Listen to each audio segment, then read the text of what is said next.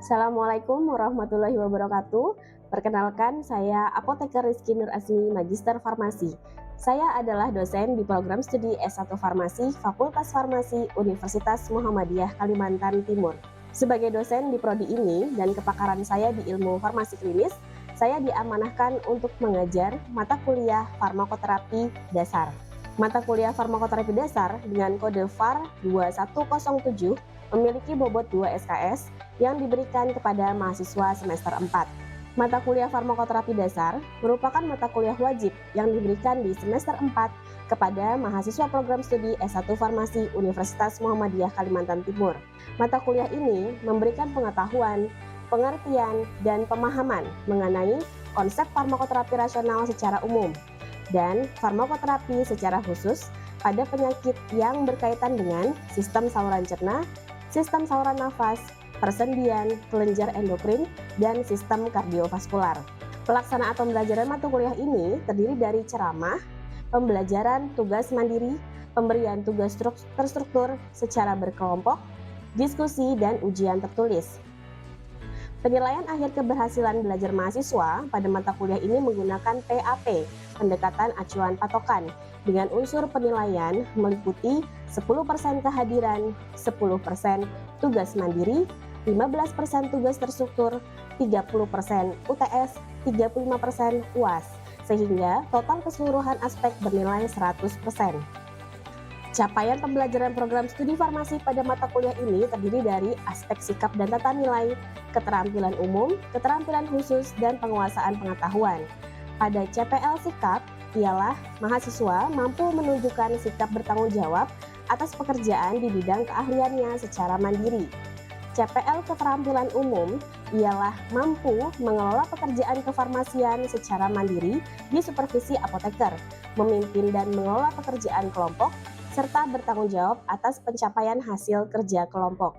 Capaian pembelajaran keterampilan khusus ialah mampu mengidentifikasi dan menyelesaikan masalah terkait obat menggunakan pendekatan berbasis bukti dalam perancangan, pembuatan, pendistribusian, pengelolaan, dan atau pelayanan sediaan farmasi untuk mengoptimalkan keberhasilan terapi. CPL penguasaan pengetahuan ialah menguasai teori, metode, aplikasi ilmu dan teknologi farmasi, konsep dan aplikasi ilmu biomedik, konsep farmakoterapi, pharmaceutical care, farmasi praktis, serta prinsip pharmaceutical calculation, farmakoepidemiologi, pengobatan berbasis bukti, dan farmakoekonomi. Dari CPL tersebut didapatkan 6 capaian mata kuliah atau CPMK, yaitu mampu memahami konsep farmakoterapi yang rasional, mampu menjelaskan patofisiologi hingga tata laksana terapi penyakit sistem saluran cerna, mampu menjelaskan patofisiologi hingga tata laksana terapi penyakit sistem saluran nafas, mampu menjelaskan patofisiologi hingga tata laksana terapi penyakit persendian, mampu menjelaskan patofisiologi hingga tata laksana terapi kelenjar endokrin. Dan yang terakhir adalah mampu menjelaskan patofisiologi hingga tata laksana terapi penyakit sistem kardiovaskular. Dari 6 CPMK ini menjadi 8 sub CPMK yang terdiri menjadi 14 kali pertemuan perkuliahan tanpa evaluasi tengah maupun akhir semester. Adapun pokok bahasan dalam mata kuliah ini terdiri dari 13 pokok bahasan yang dapat dilihat sebagai berikut. Untuk mendukung mata kuliah yang saya ajar, saya menggunakan pustaka utama maupun pustaka pendukung.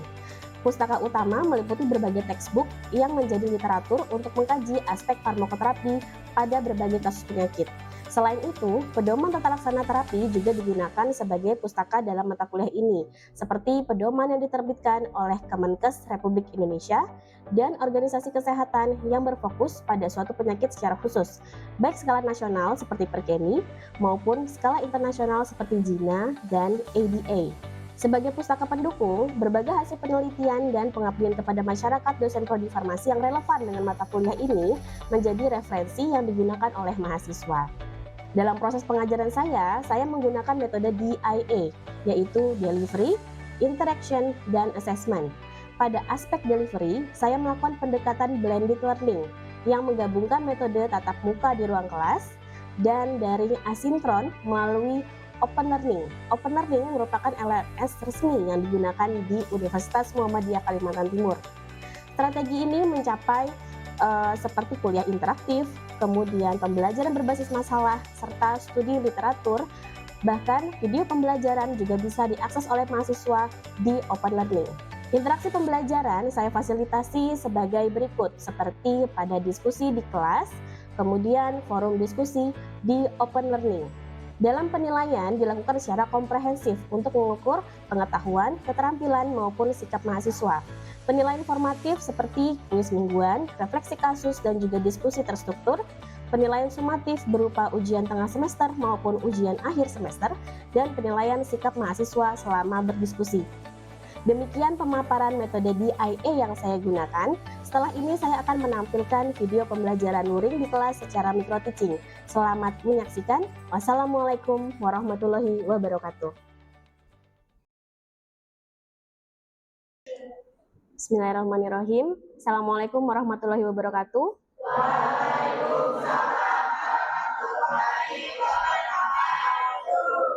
Baik, sebelum kita memulai perkuliahan pada hari ini, silakan Syekh Safrudin untuk memimpin doa terlebih dahulu. Sebelum memulai pada mata kuliah pada siang hari ini, marilah kita membaca doa menurut agama kepercayaan dan masing-masing. Berdoa mulai.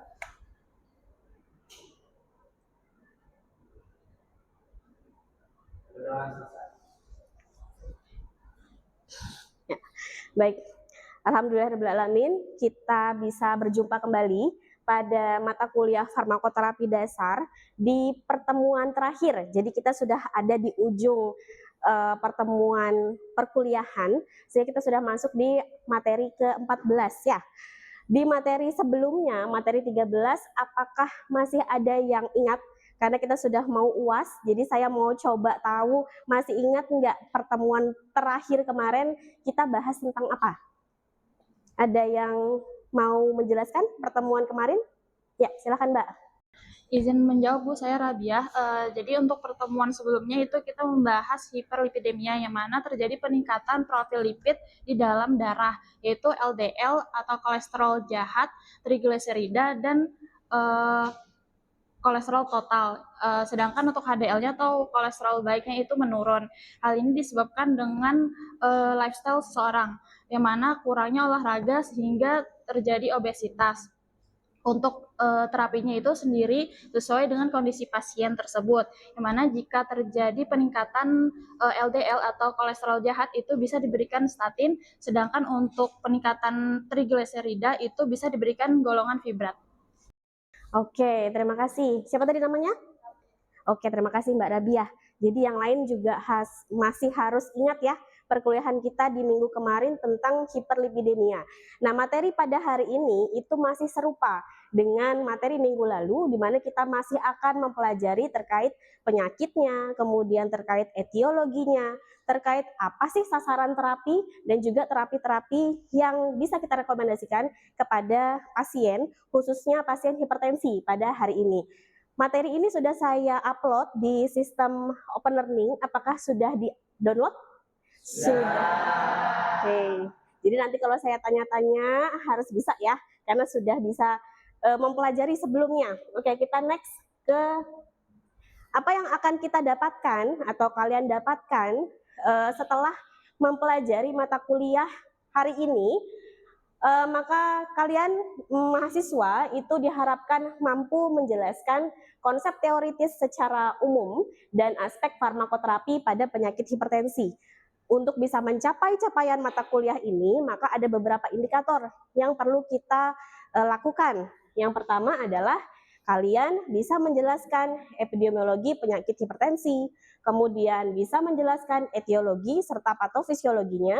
Yang ketiga adalah menjelaskan sasaran-sasaran terapinya, dan keempat adalah bisa menjelaskan strategi dan tata laksana terapi pada penyakit hipertensi. Jadi ini menjadi indikator yang nanti bisa kalian juga pelajari diulang-ulang, karena pasti ini akan masuk di assessment atau ujian akhir semester kita. Oke, kita masuk ke materi. Jadi apa itu hipertensi? Hipertensi ini merupakan peningkatan tekanan darah arteri secara persisten. Berarti artinya kalau persisten itu selalu menetap gitu ya, nggak turun naik atau tidak hanya satu kali, tetapi dalam beberapa kali pengukuran dia tetap tinggi tekanan darahnya. Kemudian kapan seseorang itu didiagnosis kena hipertensi? Yang pertama adalah dia akan diperoleh tekanan darah yang sangat tinggi, di mana tekanan darah sistoliknya adalah lebih dari 140 mm air raksa dan diastoliknya adalah 90 lebih dari 90 mm air raksa. Kemudian di sini kita tahu bahwa hipertensi itu adalah si pembunuh senyap atau silent killer. Ada yang tahu kenapa sih hipertensi itu jadi disebut sebagai silent killer? Ada yang tahu mungkin? Oke, boleh Mbak. Izin jawab Ibu, saya Erlinda. Jadi silent killer itu dimaksudkan gejala dari hipertensi tersebut itu gejalanya tidak diketahui, yang biasanya umum terjadi seperti kayak sakit kepala dan pusing gitu, Bu. Oke. Ya, jadi kenapa dia kok disebut sebagai silent atau senyap ya? Senyap itu kan artinya kayak nggak ada apa-apa, tiba-tiba langsung ada sesuatu terjadi gitu ya. Nah, jadi hipertensi dikatakan sebagai si pembunuh senyap atau silent killer. Ini disebabkan karena pasien yang menderita hipertensi itu bisa saja tanpa gejala, tetapi tiba-tiba si pasien jadi drop, bisa sampai tiba-tiba ada stroke, kemudian tiba-tiba dapat penyakit gagal ginjal kronis, tiba-tiba jadi gagal jantung gitu ya. Ya, karena tadi sebenarnya hipertensi itu adalah cikal bakalnya penyakit-penyakit yang mematikan tadi, sehingga dia disebut sebagai si pembunuh senyap secara tidak langsung gitu ya. Oke, kemudian kita lihat bagaimana prevalensi atau sebaran penyakit ini di Indonesia. Kalau mau lihat terkait epidemiologi atau prevalensi, kalian boleh cek yang namanya Riset Kesehatan Dasar Indonesia. Nah, di sini saya ambil untuk tahun 2013 dan juga 2018. Kita akan bandingkan apakah hipertensi ini di Indonesia itu semakin meningkat atau seperti apa gitu ya. Kita lihat di tahun 2018 di sini terlihat sebarannya, di mana yang berwarna oranye itu adalah yang tinggi, disebutkan lebih dari 23,4%. Kalau di bagian yang hijau-hijau, ini adalah yang prevalensinya kurang. Yang terlihat di sini ada di daerah Indonesia Timur ya. Sedangkan kita, nah apalagi kita ada di bagian yang mana nih? Yang di sini ya, di bagian Kalimantan Timur. Dan ternyata Provinsi Kalimantan Selatan, Kalimantan Timur itu merupakan provinsi yang punya prevalensi hipertensi, bahkan prevalensinya di atas rata-rata prevalensi secara umum di Indonesia. Jadi ini kita sebagai mahasiswa Universitas Muhammadiyah Kalimantan Timur, ketika nanti lulus menjadi apoteker, maka harus aware sama yang namanya penyakit hipertensi. Karena di daerah kita sendiri ini banyak banget masyarakat yang kena hipertensi. Ini masih di tahun 2013 ya. Kemudian lihat bandingannya di tahun 2018. 2013 ini masih sekitar 25 sekian. Dan ternyata di 2018 sudah mencapai angka 34,1%, tinggi sekali. Dan lagi-lagi kita lihat bagaimana si Kalimantan Timur, apakah sudah membaik? Ternyata tidak. Provinsi Kalimantan di sini masih menjadi pemecah rekornya, ya masih juara 1 dia di dalam prevalensi hipertensi. Nah, ini bahaya sekali, di daerah kita sendiri punya banyak prevalensi penyakit hipertensi. Oke, kemudian kalau secara etiologi atau penyebab kenapa orang itu bisa kena hipertensi, ini dibagi menjadi 2 utamanya. Ada yang disebut dengan hipertensi primer, ada yang disebut dengan hipertensi sekunder. Nah, kalau misalnya disebut dengan primer, ini adalah kasus hipertensi yang paling banyak atau lebih dari 90%. Dan ternyata etiologinya itu tidak diketahui secara pasti. Ini yang banyak. Jadi yang tadi tiba-tiba pasien kok drop gitu ya, tiba-tiba sekali. Jadi nggak ketahuan. Dan ini ada di 90% kasus hipertensi. Kalau yang sekunder ini malah masih yang sedikit, yang sedikit itu yang ketahuan, yang artinya adalah hipertensi itu diakibatkan oleh komplikasi, ya. Bisa karena misalnya pasien itu punya gagal ginjal kronis dulu, baru kena hipertensi. Kemudian atau pasien pakai obat-obatan, di mana obat-obatan ini efek sampingnya ke peningkatan tekanan darah. Nah, ini bisa diketahui. Kalau misalnya ini diketahui, maka kita mungkin saja masih bisa mencegah atau menangani gitu ya. Jangan sampai tekanan darah pasien itu menjadi meningkat sekali atau tidak terkontrol. Nah, kalau misalnya di sini yang nggak diketahui, bagaimana caranya kita bisa mencegah atau mengatasi? Kita harus tahu yang namanya faktor resiko. Ya, ada yang tahu kira-kira faktor resiko penyebab pasien itu kena hipertensi apa? Tadi kan sebenarnya kalau penyebab penyebab yang benar-benar aktual itu nggak diketahui, tapi kita bisa mencari faktor-faktor resikonya. Nah, kira-kira ada yang tahu faktor-faktor resiko apa yang mungkin bisa menyebabkan pasien itu kena hipertensi? Ada yang mau coba menjelaskan? Oh, boleh Mas. Jadi faktor resiko itu ada dua dalam penyakit hipertensi. Yang pertama dapat diubah dan tidak dapat diubah. Yang tidak dapat diubah itu yang pertama adalah umur. Semakin besar, semakin tua, semakin besar potensi kita untuk terkena hipertensi. Yang kedua adalah jenis kelamin. Laki-laki pada saat usia muda lebih berpotensi terkena hipertensi dikarenakan lebih banyak merokok, lebih banyak mengkonsumsi alkohol, dan lebih banyak stres. Kalau perempuan itu lebih berpotensi di saat tuanya dikarenakan mengalami masa setelah menopause, artinya dia setelah tidak mengalami haid lagi. Kemudian hormon estrogennya tidak lagi melindungi tekanan darah tersebut. Yang ketiga adalah faktor genetik. Jika anggota keluarga terkena penyakit hipertensi, maka keturunannya terkena juga. Kemudian yang kedua, faktor risiko yang dapat diubah seperti merokok, stres, mengelola stres, terus konsumsi makanan yang berlebih itu diolah, kemudian dislipidemia. Oke, baik, terima kasih Gibran. Jadi tadi yang disebutkan Gibran itu beberapa adalah faktor-faktor yang tidak bisa dimodifikasi. Artinya apa? Tidak bisa diubah. Jadi kalau usia, kita nggak mungkin minta sama Allah, ya Allah jadikan saya umur 17 tahun terus. Nggak bisa. Atau ya Allah saya nggak mau jadi perempuan, saya mau jadinya laki-laki. Nggak mungkin, karena melawan kodrat ya. Jadi itu adalah hal-hal yang tidak bisa dimodifikasi. Nah, maka yang harus kita fokuskan adalah faktor-faktor yang bisa dimodifikasi atau bisa diubah supaya bisa mengatasi maupun menangani kasus hipertensi dengan tepat. Apa saja yang masih bisa kita modifikasi, masih bisa kita usahakan adalah yang pertama terkait lifestyle tadi. Jadi obesitas ini juga tadi sama ya, menjadi faktor resiko yang ada di materi sebelumnya apa? Hiperlipidemia. Sama nih faktor risikonya. Obesitas itu juga ada di hipertensi. Kemudian merokok, ayo yang cowok-cowok ya, ini hati-hati, merokok itu juga menjadi faktor resiko hipertensi. Tapi bisa diubah. Jadi dari sekarang boleh dilatih nih kalau yang sudah kecanduan ya. Kurang aktivitas dan lain sebagainya, termasuk hiperlipidemia itu juga faktor resiko kena hipertensi. Nah, ini yang menjadi fokus kita.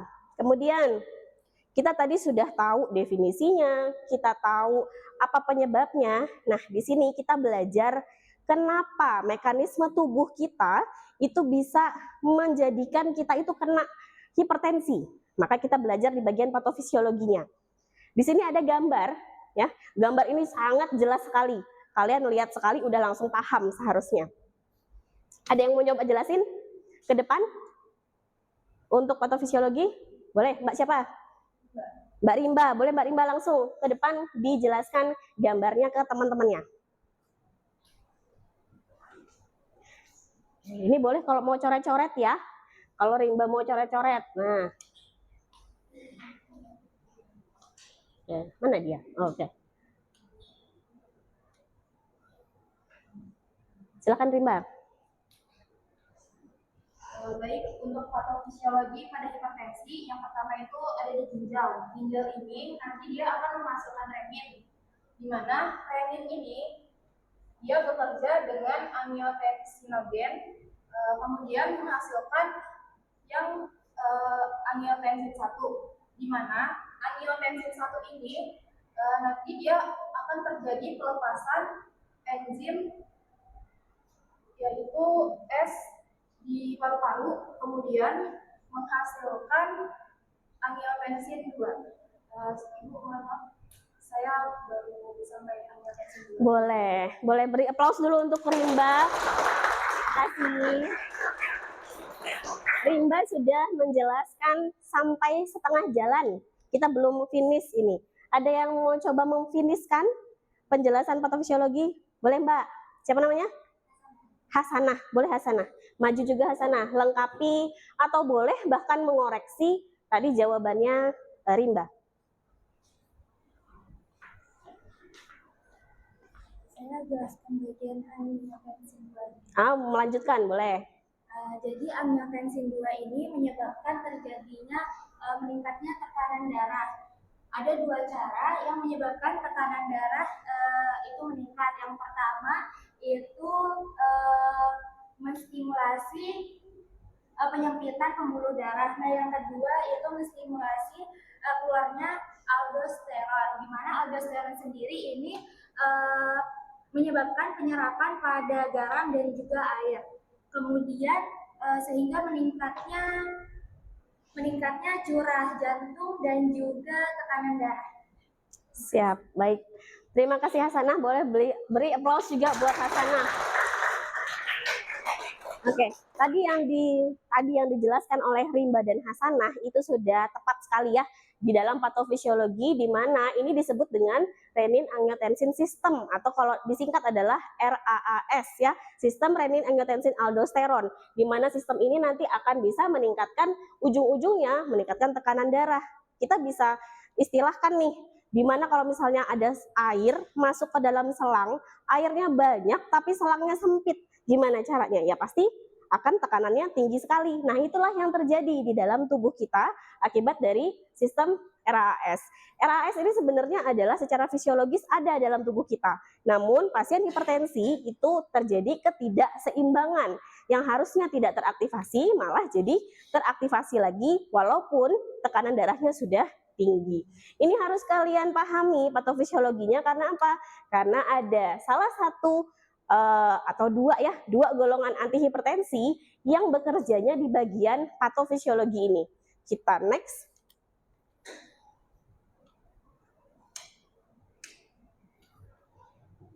Oke, ini sasaran terapinya ya terutama pasti harus mencegah komplikasi akibat hipertensi.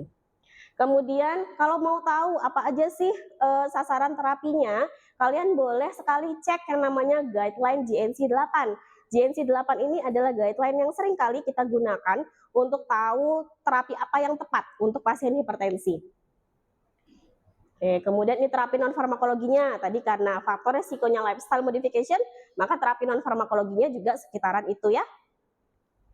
Baik, ini adalah tadi sambungan dari algoritma di dalam GNC 8. Nanti boleh dibaca ulang ini supaya tahu bagaimana cara membaca algoritmanya sampai nanti ketemu rekomendasi terapi, di mana di sini disebutkan bahwa rekomendasi terapinya salah satunya adalah S inhibitor dan angiotensin reseptor blocker ya.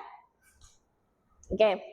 Nah, ini tadi yang kalau masih ingat ketika angiotensin 1 diubah jadi angiotensin 2, ada yang namanya enzim S ya.